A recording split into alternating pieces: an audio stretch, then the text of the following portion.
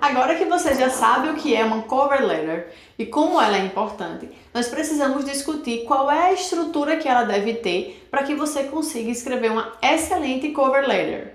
Primeiro você deve ter alinhado à direita a cidade, o mês e o ano em que você está escrevendo essa carta.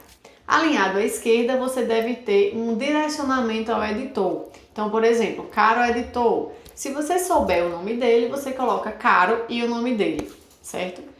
Ali em cima da data, se você quiser, também pode colocar o brasão da sua universidade, mas isso fica a critério, não é obrigatório, certo?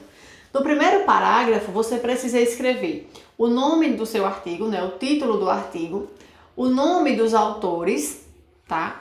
O tipo do artigo, e aqui eu vou abrir um parêntese. O tipo do artigo, ele pode ser um artigo original, um artigo de revisão, um artigo de relato de caso, enfim. Nós temos um vídeo só sobre tipos de artigo, que também está muito legal, e eu sugiro fortemente que depois você também assista esse vídeo. Fechando parêntese. Ainda no primeiro parágrafo, você precisa ter o nome da revista a qual você está submetendo o artigo, tá? E além disso, você deve fechar esse primeiro parágrafo contextualizando, né, na verdade, qual é o tema da sua pesquisa, qual é a pergunta que a sua pesquisa busca responder. No segundo parágrafo, você vai colocar de forma bem resumida como foi desenvolvida a sua pesquisa, os principais resultados e principais conclusões.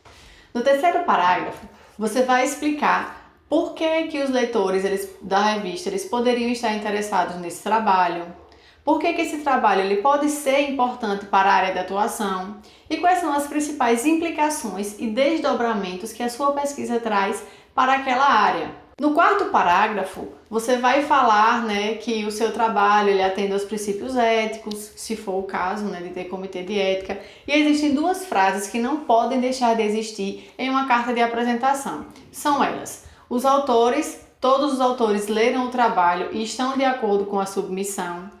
Dizendo que você também, todos os autores declaram que não existem conflitos de interesses.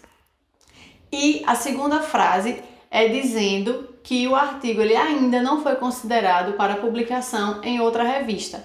Isso garante que o artigo ele não vai estar sendo submetido para duas revistas ao mesmo tempo, para não correr o risco dele ser aceito nas duas ao mesmo tempo e aí acontecer uma situação, né, de dupla publicação ou plágio.